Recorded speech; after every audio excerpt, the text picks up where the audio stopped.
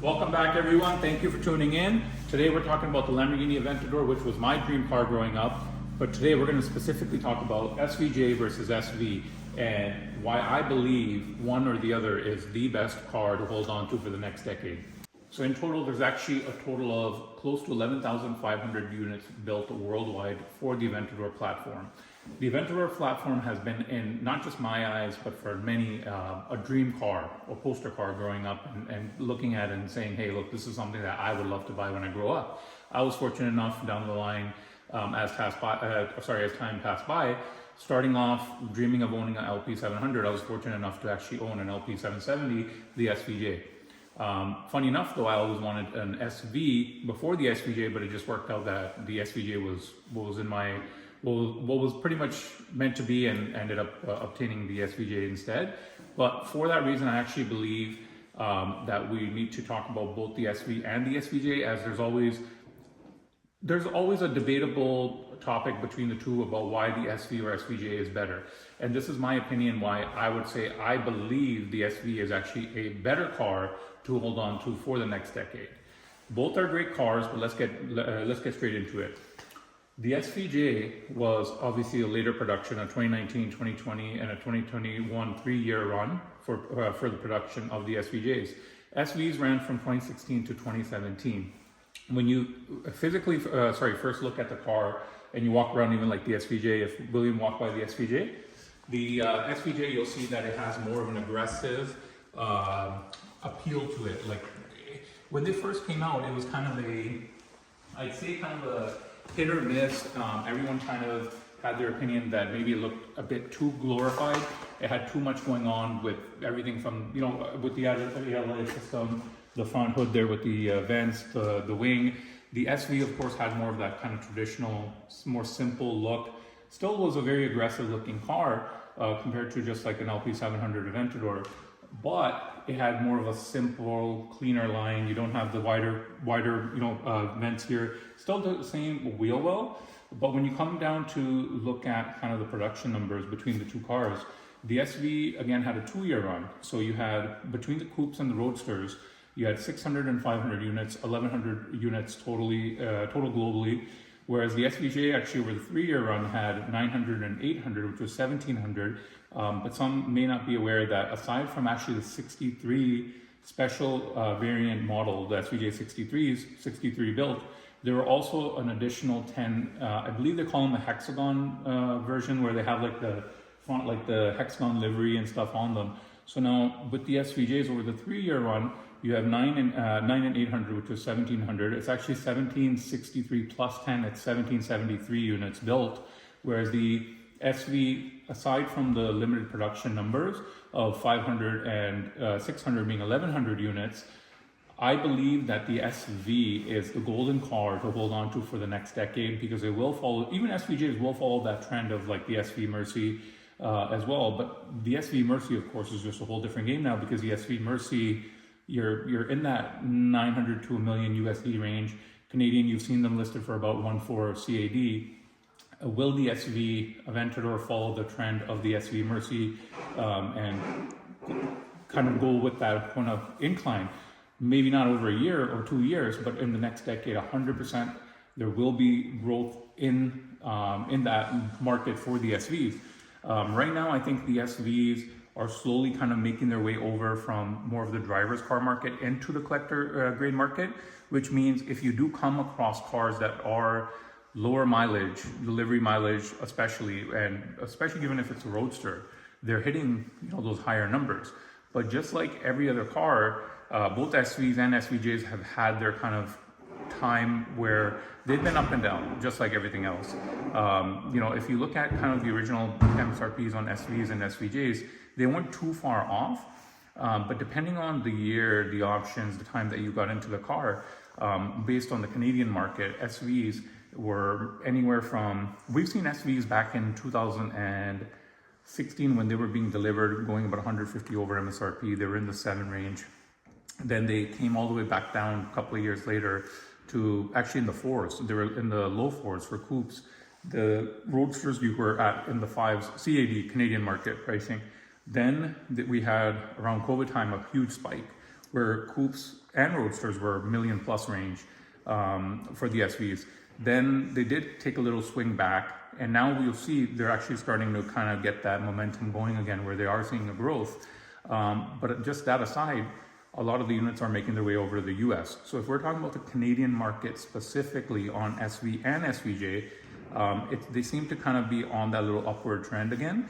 And I think that's given for many factors. One is, of course, being limited production cars.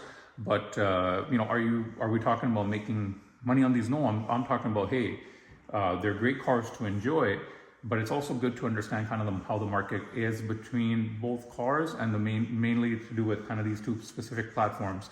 Now, again, the SV versus SVJ, I feel that the SV had a more cleaner look. SVJ is a little bit more going on. Yes, the SVJ, it's a little more tuned, has the ALA system, has a little bit more power, has the rear wheel steering. You have a few, added bonuses, but the interior is not far off. It's very, very much the same. The LP 700s, you had a little bit more of that older, of course, interior with the leather seats and stuff. Maybe you had some with suede interior, but now, sorry, I grabbed the key, but the interior on these, as you see, you have the full Alcantara, you have the option of the comfort seats, the racing seats, then you have all the carbon door trims, the carbon inserts, but when it comes down to the infotainment system, the all around kind of the system and the operation of the car, it is the same. It's minor differences here and there, but now SVJs had a whole different kind of top out point. In the Canadian market, we saw SVJs hit, when they were being delivered in 2019, 2020, depending on the build, you had MSRPs that were anywhere from the mid sixes to, from coupes to 750 to 800 builds that were at the Roadsters in the 900 mark. But at some point, those Roadsters were on the retail market at 1.45 CAD, not 63s. SVJ 63s hit crazy money at one point. But just SVJ Roadsters, 2020s, 2021s, but then they came down, simmered around the 1.5 to 1.25, 1.3 retail range. Coupes fluctuated anywhere from the retail market, where there was a given time where they were selling under MSRP. Like a 700 car at one point, you could even buy a retail for $599, CAD, Canadian. Right around COVID time. I feel like the golden time was around COVID, if you were really getting into a car, kind of right around post, maybe a year into it, when there was a lot of uncertainty and people didn't really kind of know where everything was going. There was a big dip, and a lot of people did take advantage of that time and were able to get into the right cars.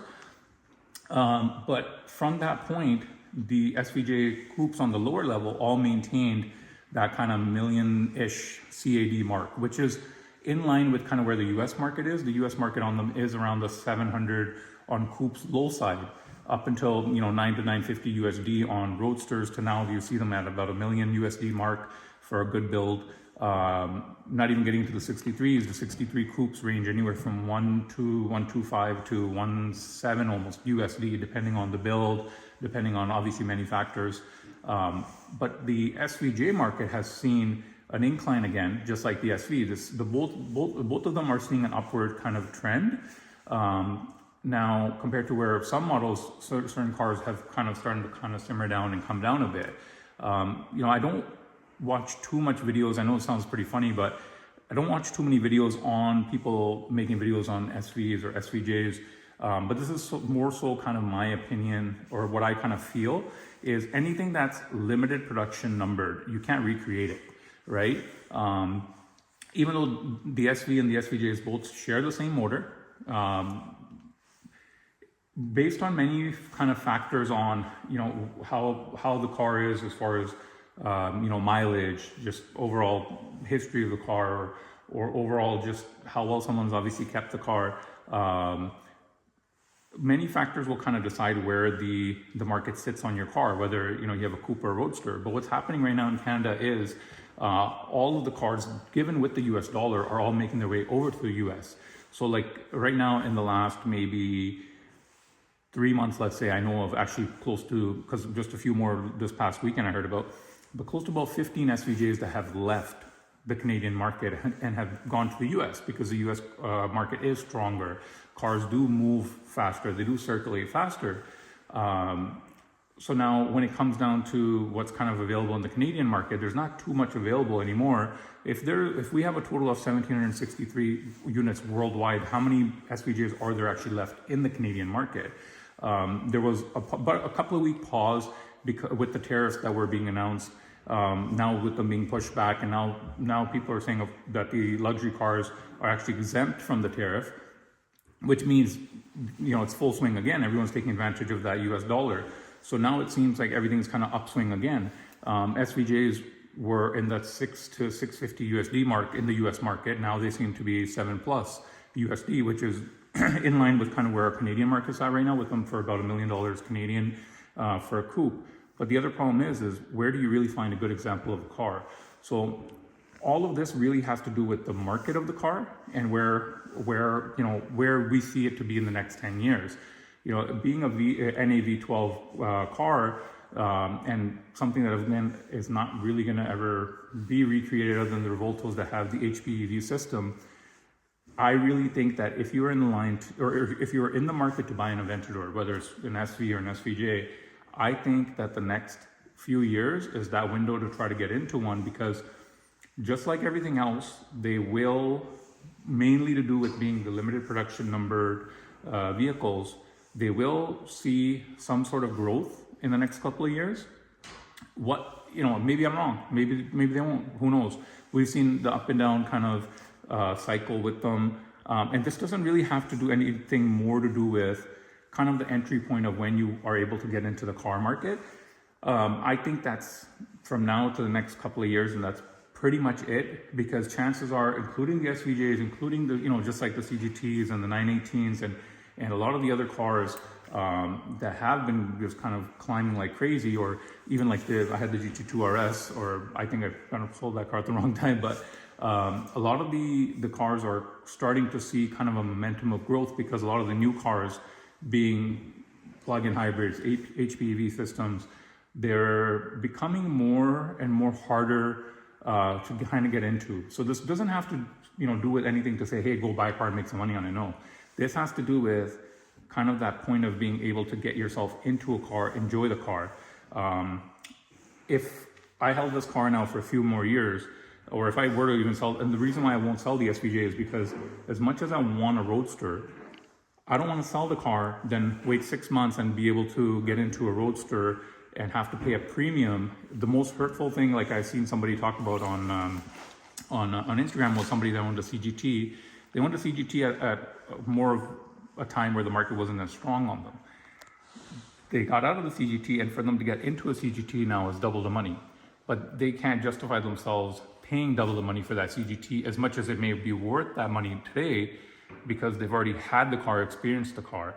So I don't think if I were to, as you see every single person selling the SVJs and, trying to take the money because everyone in the US is buying them up, I won't do that, because I really believe that the SVJ is a car that I love, value aside.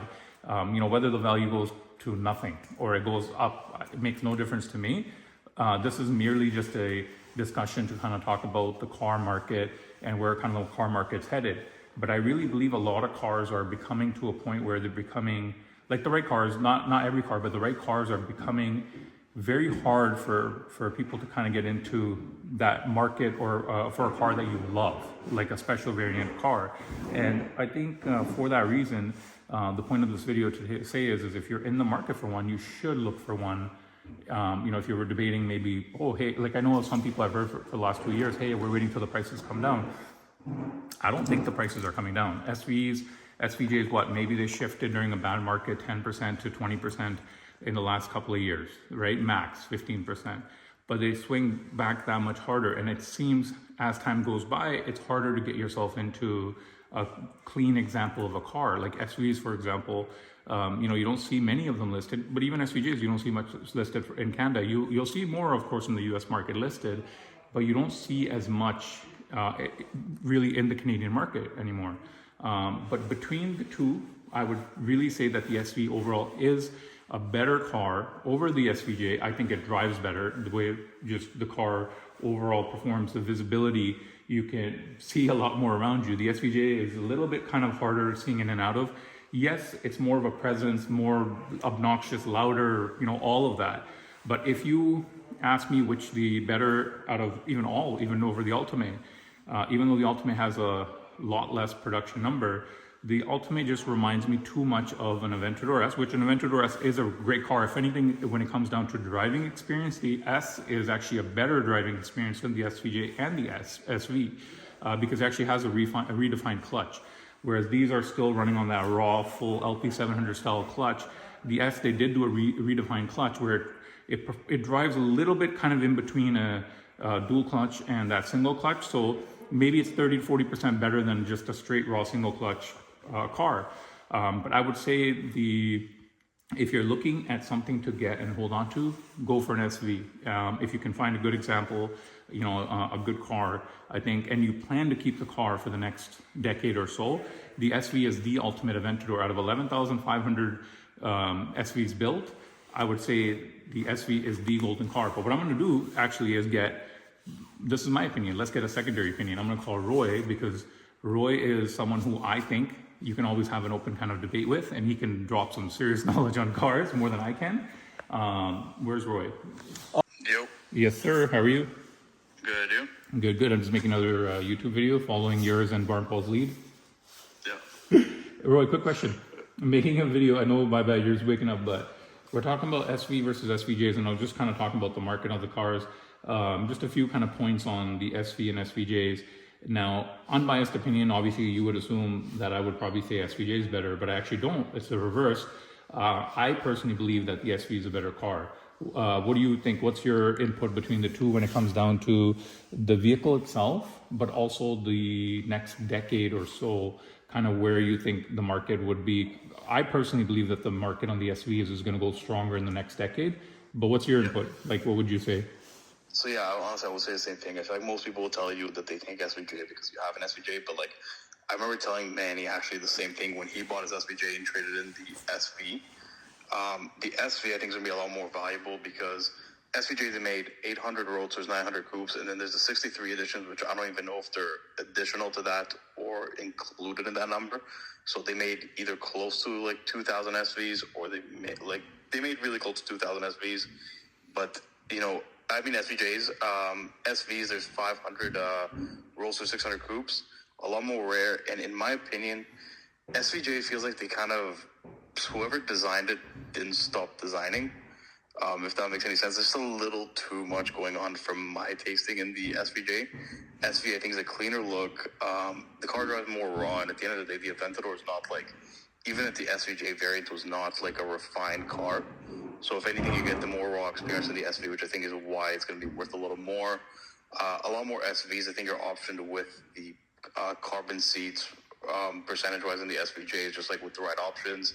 They're just like a little cleaner. I don't know, like SVJs, I feel like a lot of people that don't even know about cars kind of got them because it was kind of like a status thing, and I think that's not the type of thing that's going to age well in a car. I think it's more like a hype-driven. Exactly. I personally believe, I think the SVJs will kind of still keep that momentum going, but between the two, the SV will kind of supersede the SVJ market, and it will take that kind of swing where it takes over beyond past the SVJs, what they're kind of trading for. I think so, yeah. I think the SVJ, there was a lot of the cars, the hype that was around it when it came out, because it also kind of came out 2018, 2019, and then shortly after, when people started to resell them, was the COVID market. Yeah. So people saw them boom in the COVID market, kind of like everything did, but they just thought it's because of the car, not because of the market. And you had a lot of kids and a lot of people that aren't, don't really know the ins and outs of the cars. That like, you'd ask them 918 or SVJ, and they'd say SVJ because of the hype. But in reality, like, as an SVJ owner, that's definitely the wrong choice. No, and that's what I was talking about on camera. I'm like, this is an unbiased opinion. Even as an SVJ owner, I would still say the best car to buy today to hold on to for the next decade, because the reality, what I was talking about on camera, was that a lot of cars have become I would say unachievable, but they've become harder to get into just because the prices continue to climb. And I think that the SVs are going to get that much harder as time goes by to get into, because as they move hands between all the collectors, and they're going to continue to kind of increase in somewhat in a sense, because with the new models, just a given in reality that like everything being HPEV, rumors of apparently the Revoltos, there's just like the Huracan replacement, they're supposed to go down, I think, like from the Huracan replacement from V10 V8s, and then they're saying the Revolto, they might build a roadster version but in a V10 version, right? Really? Yeah, there was a rumor about it, like from someone very reliable, but who knows if that's true or not, right? This is coming from somebody that represents Lamborghini, but whether that's true or not too sure. Honestly, if I had to guess, and it's a wild guess right now that I don't think anybody's making. Yeah. I think by the time the SV or whatever version of the Revolto comes out, yeah, I think those cars will depreciate. Yeah, I think so. I think we're seeing it a lot with Ferraris now that they're depreciating from new, and I think it's going to happen the same thing with those cars. Yeah. And another reason why the SV is more than the SVJ, I think, is look at the Murcielago SV. That's like a big thing with Lambos is it's not so much performance or anything like that, it's numbers. Because if you look historically, Lambos that are worth the most money are the ones they made like 20, 40, 60 of that are like mechanically almost the same as a regular car. Yeah. But they're just a lot more rare, and there's like almost the SV is almost half the production number of the SVJ. Yeah. It just like the Murcielago, they made like 186 or something. That's why they're worth over $1 million now, and I think we're going to see SVs starting to climb up as well for the Aventadors. And I think SVJs are, I don't think they're going to climb much higher. Yeah, I think they'll see some gain, but it's not going to be to the point where the SVs have that potential of hitting, right? Yeah. Exactly. But we're talking about the Mercies. Like, look, even with the Mercy coupes, the SV, they were going for like mil plus USD, like that 1.4 Canadian mark, right? But now, if you were one of the very few people that own a gated one, I think what was it? It's a $5 million, probably 3 to 5. I don't think they publicized any numbers, but no, I heard numbers from 3 to 5. Yeah, 3 to 5 USD or CAD? Yeah, USD. Yeah, so USD, but that's insanely valuable car. That will be a $10 million car one day. 100%. And then with those manual Mercy SVs, I remember there was a time, Roy, I think they were selling for something pretty reasonable, right? When there was a time where you'd hear about them in the, if I'm not wrong, about the million under US mark. Yeah. I mean, well, there was also used to be a time where an LP640 manual was less than an LP640 E-Gear. The market is like, they're now all Lambo. If you look really historically at Lambos that are valuable, the number one thing that matters is it's not performance, it's nothing like that. It's production number. Yeah. Where it is, the more it's going to be worth, and that's kind of where Lambo is, and that's why it's kind of easy to guess where the market's going to go on. It's kind of like, if you look at it this way, it's kind of like when we look at land for someone who's with property into land and all of that, right? You can't you go to a certain subdivision, they built 60 houses, let's say. You can't recreate that land. You can't recreate that piece. There's only a certain amount of land created. You can't build another house on top of a house. Same thing, like when there's a limited production number of cars built, you're not going to rebuild that car today, right? The factory's not going to rebuild it. That's pretty much it. And I think that's what, if the right unit was built, and you have the right build, especially the right right build, right spec on a car, you're not insane with mileage. Like, obviously you drive them and you enjoy them, but you're not insane with mileage. You will see some good premiums, and of course making sure you maintain the cars, keep good service history on everything. It's a different kind of time, I'd say, in the last maybe 7-8 years, Roy, that I think cars have really seen more of a kind of an art value, where 100%. Right, that they are being treated as art. Because at the end of the day, I think we're going through a time in the car market where there's a massive shift, and all of these units, if you really want one, you're going to have to pay what's available and what an owner is willing to let it go for. And technically, the lower the unit numbers, it's all in the hands of the owners of kind of, in a sense, would you say, Roy, like kind of gauging where the market kind of goes on them somewhat, like the lower the production numbers? I mean, yeah, like pretty much look at this. Like my generation grew up I grew up in the Murcielago, but when I really, got old enough to know what's going on and understand the stuff, like, it was the Aventador that just came out. I remember freaking out when Aventadors came out when I first saw them on the roads. And, my generation's slowly starting to come into that money. Like, within 5 years, there's going to be a lot of people from my generation with Aventador money. And, if the people that know what it is, like, they're going to want the rarest version of the car. Now, you have so many people wanting the same types of cars, so the rarest one is just going to have naturally the most demand, and it's going to naturally just kind of balloon in value more because there's, let's say you want an Aventador SV Roadster. I think Aventador SV Roadster is one of the coolest cars. There's 500 of them in the world. I'm sure there's way more than 500 people like me that would love to have that car. And there's going to be more than 500 people that would love to have that car with money, and that's just going to balloon the price up. Whereas the SVJ, you're almost doubling the amount of cars. It's going to be a little harder to balloon the value of that car. Yeah, it's kind of like, if you're on the other end of the screen, remember we were all saying, growing up, people that would sit there and watch some videos of all these cars and stuff, right? I actually, I never thought I'd own a GT, right? Ford GT. But as time passes, the power of time is a lot of times underestimated. So if you're sitting there watching this, looking at this discussion and saying, hey, okay, what are they really talking about?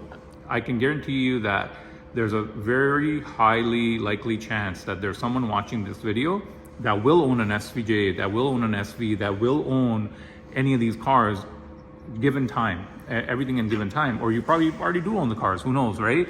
But my point to say is the power of time. Like Roy said, it's the next generation now that's coming in, and that's where all these cars become more in that kind of where the prices do kind of jump up on them. Nothing more mass produced, like obviously the Huracans or stuff like how would you word it, Roy? Anything that's more kind of mass produced, you're not gonna see any sort of real gain in them. You might get some use. There's enough of those cars around for anybody that wants them. There's enough of cars, yeah, and you got some people eat some pretty big losses on a lot of cars. Like I was talking about with the SF90s, a lot of people took big losses on them. But I think SF90s right now have bottomed out to a point where it's a good time. If you were an SF90 lover, it's a good time to buy it. Maybe 2 years, 3 years back, it wasn't the best time because you paid a big premium for them. But timing is a huge factor. At the right time to buy the right car is a huge win point. You gotta even out, with SF90s and a lot of cars, you gotta even out. Also, when it drops a certain amount, you gotta consider also what you're getting for the money to kind of predict what the future of the car will be. With the SF90, now they're in the 500, 600s Canadian, and they're low, and a lot of Ferraris have dropped to 200, but at the end of the day, nothing has ever dropped to that amount, which is a hybrid 1,000 horsepower. This what at the end of the day, you also got to think logically and be okay, a car that gives you that much probably is not going to end up as a $300,000 car, same price as a Huracan. Yeah. So then you can kind of, that you should jump in, because at the end of the day, you're getting hypercar performance, and you're starting to stoop down to kind of your average supercar price. Yeah. And this is great, just discussion, especially on a -10 weather type of day, Roy. That's why we have Roy on the phone, because nobody really is motivated in Canadian winters to be out and about and really be doing much. So that's why we're trying to keep the content going as much as possible. Shout out to Roy and Barn Paul, both of them pushed me, and especially William on the other side of the camera, that are pushing and forcing me into doing YouTube. So if you guys want to see more videos, let us know. Make sure, obviously, Roy, your YouTube, because you're the one that got me into this, your YouTube is Drive with Roy. Drive with Roy. And then if you haven't already, please make sure you subscribe, comment, like to both channels, and let us know what else you guys want to hear. Thank you, Roy. See ya. Later.